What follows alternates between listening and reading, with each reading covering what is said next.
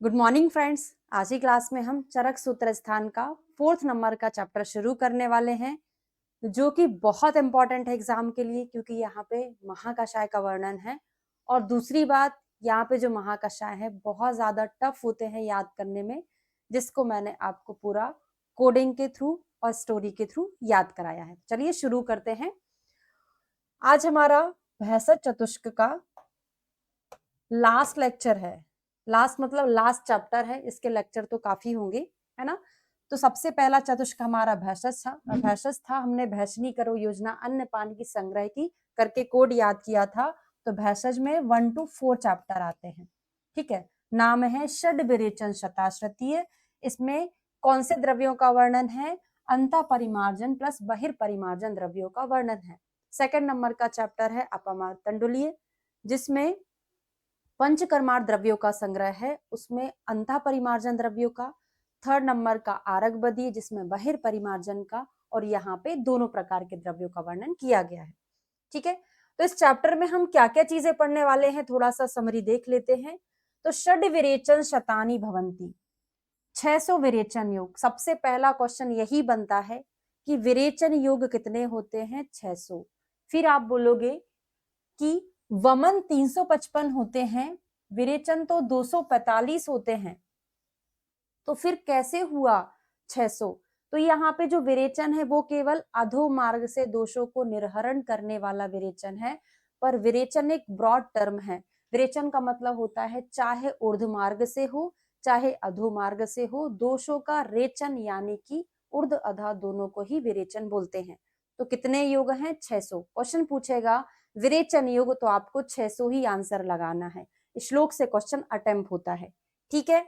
फिर विरेचन आश्रय 6 पढ़ने वाले हैं, कषाय की योनि 5 पढ़ने वाले हैं, पचविद कषाय कल्पना पढ़ेंगे, 50 महाकषाय और 500 कषाय।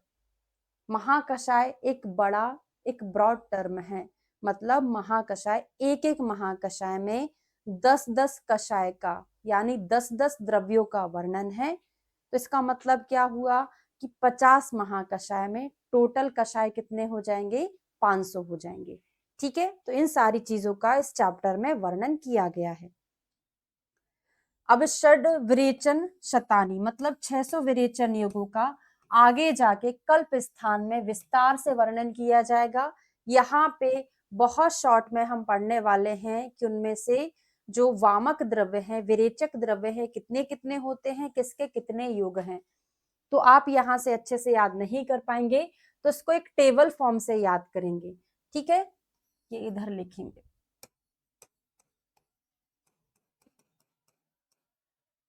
तो अगर 600 का डिवीजन किया जाए तो उसमें से बमन 355 है, विरेचन 245 है। अब यहाँ पे कोड बनेगा मा जी ई धा वा और का, नीचे आ जाएगा कृतवेधन। कोई नहीं है, फर्स्ट वर्ड को मैंने मैच किया है, बस उसको मिलाकर एक कोड बनाया है। मतलब माजी को बोला कि ई जो है बहुत तेज भागता है, धावक, धावन मतलब होता है दौड़ना, तो माजी ई धावक। तो मादनफल जीमूतक इक्ष्वाकु धमार्गो वत्सक का से कृतवेधन, ठीक है।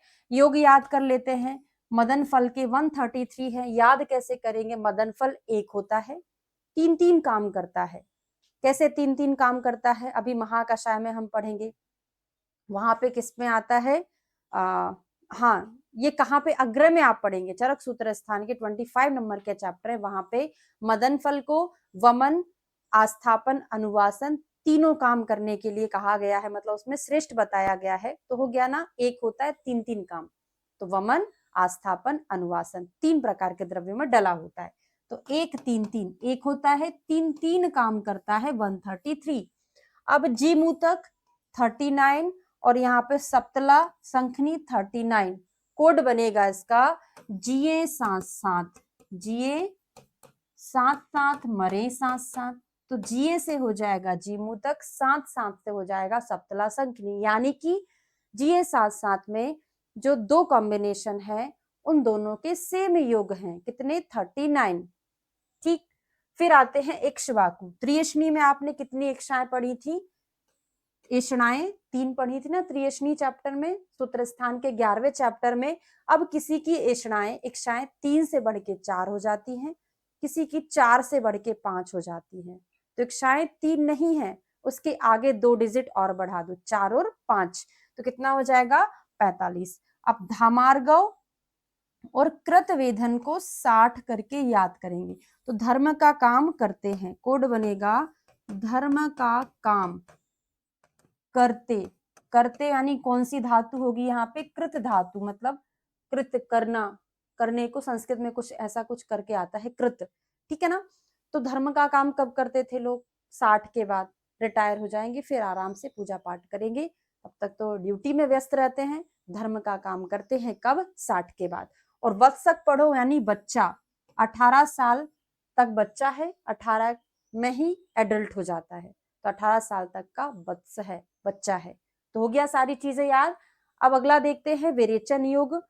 तो यहाँ पे एक पूरा कोड बना लीजिए, श्यामा, श्यामा नाम की एक लड़की है।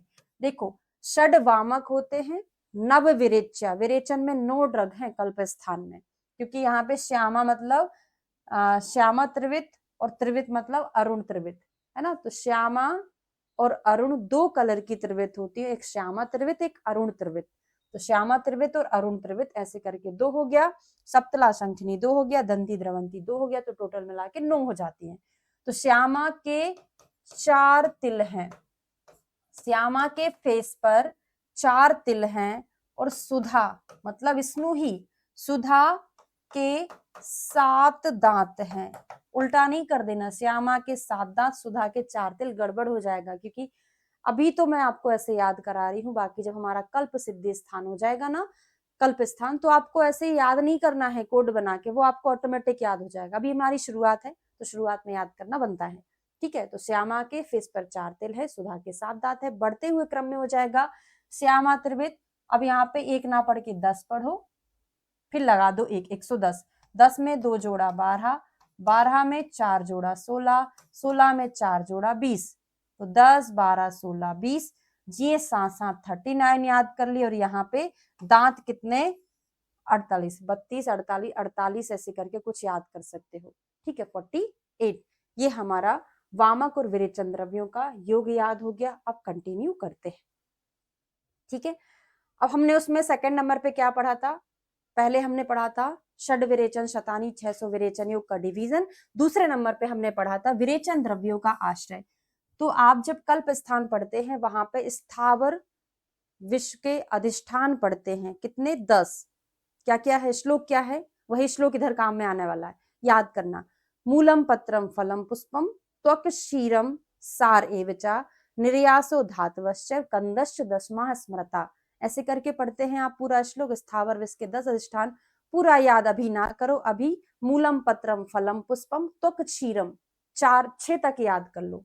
मूलम पत्रम फलम पुष्पम त्वक क्षीरम, यहां तक पढ़ लिया तो ये याद हो गया, क्योंकि इसी के कंपैरेटिव हम शिरोविरेचन द्रव्यों के आश्रय पढ़ेंगे, जो विमान स्थान के 8वें चैप्टर में बताया है, शिरोविरेचन द्रव्यों के 7 आश्रय। तो लास्ट में हमने जो पढ़ा ना, मूलम पत्रम फलम पुष्पम त्वक क्षीरम, उस क्षीर को गोला बना लो, क्षीर को गोला बना लो।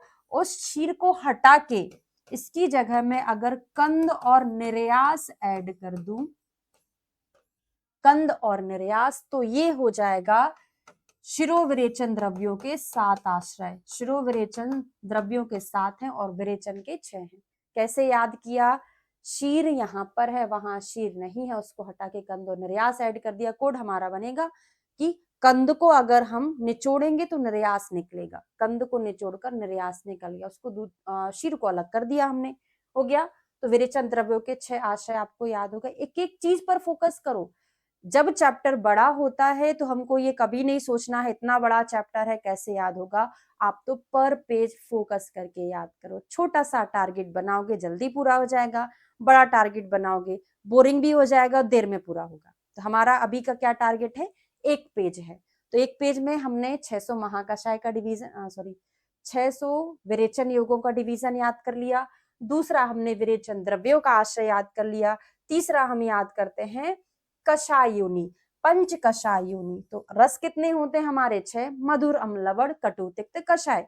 उनमें से कौन से रस की कषाय योनि नहीं होती है, ये क्वेश्चन पूछा जाता है, तो लवण की नहीं होती। कैसे याद करोगे, नमक को पानी में डालेंगे घुल जाएगा, कैसे क्वाथ बनेगा, नहीं बन पाएगा ना।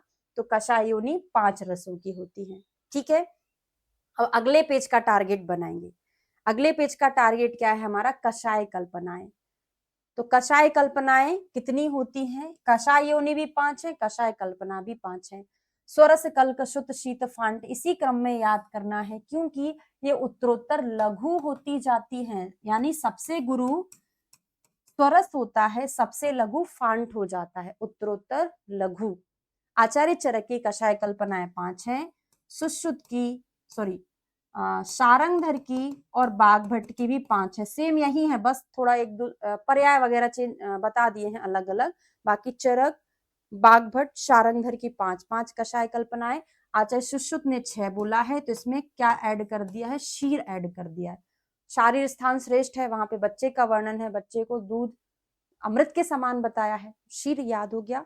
अब काश्यप की 7 होती हैं। काश्यप बच्चों के डॉक्टर हैं, बच्चों को चूर्ण खाना अच्छा नहीं लगता, तो चूर्ण और अभिसव किसने बताया है, काश्यप ने। तो काश्यप की 7, 5 ये हो जाएंगे, चूर्ण और अभिसव एक्स्ट्रा यानी 7 बता दिए हैं। ठीक है, सभी आचार्य का रेफरेंस मैंने याद करा दिया है। अब हमारा टारगेट क्या है, डिटेल पढ़ना, स्वरस कैसे बनता है, क्वाथ कैसे बन रहा है, फांट कैसे बन रहा है, यहां से हर एक लाइन से क्वेश्चन पूछा जाता है।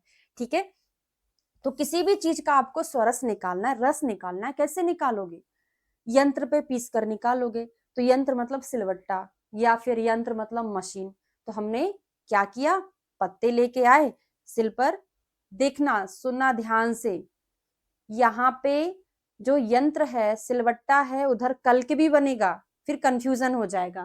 तो यहाँ पे हम यंत्र से निष्पीडन कर रहे हैं, पर वहां पे पिंड रूप में फॉर्म नहीं कर रहे हैं उसको, बस हमने उसको कुचला, कपड़े में रखा और निचोड़ दिया, है ना। तो यंत्र निष्पीडना द्रव्यात रसा स्वरसा उच्चते, कपड़े में किसने रखा, पर शारंगधर जी ने, इन्होंने नहीं रखा।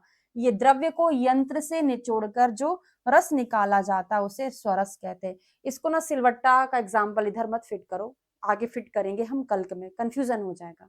तो आप तो ऐसे याद करो, गन्ने का रस पीने आप जाते हैं, जूस पीने जाते हैं, वो क्या करता है, गन्ने वाला यंत्र में गन्ना लगाया उसकी मशीन में और रस निकल गया। वहां पे उसने कुछ छाना वाना नहीं, छन्नी रखी थी, पर शारंगधर ने वस्त्र से छान दिया उसको। तो क्या है, आहतात, आहत किया, तत्क्षणात कृष्ट किया उसको, है ना। फिर क्या किया, निष्पीडनात्, वो वस्त्र वाला श्लोक इधर नहीं है, वो आपको शारंगधर संहिता में पढ़ाया जाएगा लघुत्रय में, है ना, इधर वो नहीं लिखा है वस्त्र वाला, पर वहां पे वस्त्र श्लोक में है। ठीक है, तो ये हो गया आपका स्वरस। अब आते हैं कल्क। अब सिलवट्टे वाला एग्जाम्पल, यहाँ पे सिलवट्टे पे आप धनिये की चटनी बना रहे, सूखी चटनी पीसोगे क्या, अगर धनिया एकदम ताजी ताजी अमरूद का बना रहे और एक धनिया का बना रहे, अमरूद का चटनी आप बना रहे, उसमें पानी डालने की जरूरत नहीं पड़ती, ऑलरेडी इतना गीला है, ऐसे ही बन जाएगा। पर धनिया डाला, उसमें थोड़ा सा पानी मिला मिला के उसको चटनी बना रहा है, कब तक बना, जब तक वो पिंड फॉर्म में ना फॉर्म हो जाए, ना बन जाए। तो ऐसा चीज, या पिंडो रस पिस्टाना, मतलब पिंड फॉर्म में बनाना है, थोड़ा थोड़ा पानी डालते रहना है, और कल्क उसको कहते हैं। तो रस अर्थात दूध जल इत्यादि किसी द्रव द्वारा पीसा गया बनाया गया पिंड कल्क कहलाता है। तो अगर किसी को चटनी परोसते हैं, पिंडाकार में तो परोसते हैं, पूरी थाली में तो नहीं फैलाते ना। ठीक है, तो सारंगधर ने बोला है कि द्रव्यम आद्रम, अगर द्रव्य आद्र है सिला पर पीस दो, अगर सूखा है तो उसमें थोड़ा थोड़ा पानी मिलाकर पीस दो, ये कहलाता है कल्क। और इसके पर्याय बताए हैं, प्रक्षेप, आवाप, कल्क, 3 पर्याय बताए गए हैं। ठीक, ये हो गया हमारा कल्क। अब आते हैं क्वाथ, कैसे बनता है क्वाथ। भगोनी लिया, उसमें हमने द्रव डाला, कोई भी, क्वाथ में 16 गुना पानी, रकवा पायु 16 होता है ना, तो क्वाथ हमने द्रव डाला, जैसे 10 ग्राम डाला, उसका 16 गुना पानी डाल दिया, है ना, साथ में रखा है। अब उसको हमने गैस पे रख दिया, उबाल लिया, ये और कितना 1/4 किसी ने बोला, किसी ने 1/8 बोला, इतना उबाल कर इतना शेष बचाना है, वो कहलाता है क्वाथ, है ना। तो बहने तू क्वथितम, मतलब जिसमें आग में रख के क्वाथ किया जाए उसको ही क्वाथ बोलते हैं। आचार्य ने इसका पर्याय श्रुत भी बोला है, श्रुत किसका पर्याय है, क्वाथ का पर्याय है। ठीक है, ये किसका डेफिनेशन हो गया? क्वाथ का। अब फांट में और क्वाथ में कंफ्यूजन हो जाता है, तो फांट क्या होता है, पहले फांट पढ़ा देती हूँ। हमने जैसे चाय बनाते वो फांट रूप में, गैस पे रखा, दूध को पानी को गर्म किया, फिर गर्म होने के बाद चाय पत्ती डाला, फिर उतार लिया, वो कहलाता है फांट। ऐसे उतारते नहीं, उसको उबालते हैं बीरबल की खिचड़ी के जैसे, पर फिर भी मतलब गर्म पानी में डाला, उसको फांट कहते हो, तुरंत उतार लिया, पर क्वाथ को शेष बचाना है ना, उबाल उबाल के उसको साथ में दोनों चीजों को रखना है। यहाँ पे पानी उबलने के बाद चीजें डालना है। तो क्षिप्त उष्ण तोय, क्षिप्त करना है किसमें? गर्म पानी में, उष्ण तोय में क्षिप्त करना है। इसको मृदित नाम से भी जाना जाता है।